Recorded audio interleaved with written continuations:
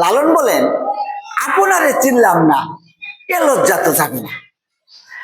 দেখেন, আমরা পৃথিবীতে বাস করি, পৃথিবীতে থাকি, কিন্তু পৃথিবী কিভাবে গঠিত হয়েছে, পৃথিবীর অভ্যন্তরে কি আছে, বহির্বিশ্বে কেমনে গ্রহ নক্ষত্র গুলা সৃষ্টি হয়েছে, এই বিষয়ে কিন্তু আমাদের ধারণা নাই।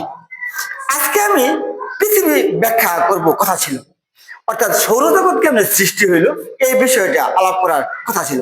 কিন্তু পৃথিবী এবং সৌরজগৎ, এই ব্রহ্মাণ্ড সৃষ্টির ব্যাখ্যা করার আগে আমাদের আরেকটা জিনিস জানতে হবে, অর্থাৎ সমগ্র বস্তু কিন্তু পরমাণু নিয়ে গঠিত। আর এই মহাবিশ্বে পরমাণুর সংখ্যা হলো 118টা।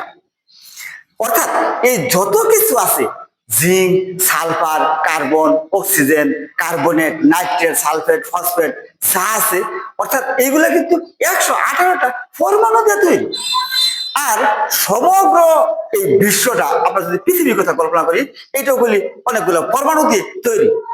এখন দেখেন, সমগ্র পৃথিবী বিস্ফোরণের আগে, অর্থাৎ এই বস্তু জগৎ মহাজগৎ সৃষ্টি হওয়ার আগে সমগ্র কিছু কিন্তু একটা বিন্দু আকারে ছিল।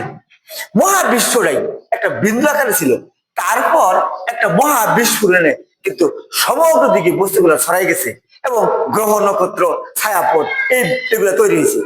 এখন এই বিষয়টা কিন্তু আপনি বুঝতে পারবেন না, বা যাদের পরমাণু সম্পর্কে ধারণা নাই তারা কিন্তু এই বিষয়টা বুঝবে না যে সমগ্র বিশ্বটা একটা বিন্দুতে কিভাবে থাকতে পারে। দেখেন, আমরা যদি একটা পরমাণুর কথা কল্পনা করি, একটা যে কোনো একটা পরমাণু 11টা যদি প্রোটন থাকে, যত এত নিউট্রন থাকে, এই পরমাণুর এই কেন্দ্রকে বলে নিউক্লিয়াস। আর ইলেকট্রন গুলা বিভিন্ন গোলকে কিন্তু এইভাবে ছড়ানো থাকে। এটা দুইটা নিয়মে থাকে, একটা 2n স্কয়ার সাধারণত, আর একটা SPDF।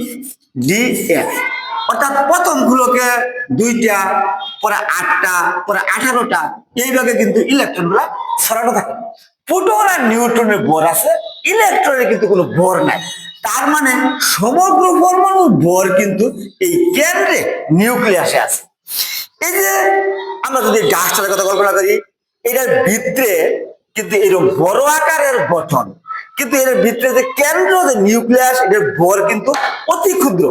এইভাবে সমগ্র পৃথিবীর যতগুলা পরমাণু আছে এই পৃথিবীতে, এর সমগ্র পরমাণু যদি নিউক্লিয়াসটাকে সংগ্রহ করি, তাহলে তার একটা, এটা হবে একটা টেনিস বলের মতো। সমগ্র পৃথিবীর পরমাণুর নিউক্লিয়াসকে যদি আমরা একত্রিত করি, একটা টেনিস বলের মতো হবে এবং তার ভর হবে পৃথিবীর ভরের সমান। এটা কিন্তু বাস্তব। তাহলে আমরা যদি বলি সমগ্র বিশ্বজগৎটা যদি পৃথিবীর মতো থাকতো, এরকম সমগ্র সৌরজগতের নিউক্লিয়াস গুলা যদি পৃথিবীর মতো থাকতো, তাহলে মহা বিস্ফোরণে এই বিশ্বজগৎ সৃষ্টি হয়েছে, এটা কিন্তু আমরা বুঝতে পারি, বা বুঝতে পারবো যদি আমরা পরমাণুর গঠনগুলা বুঝতে পারি।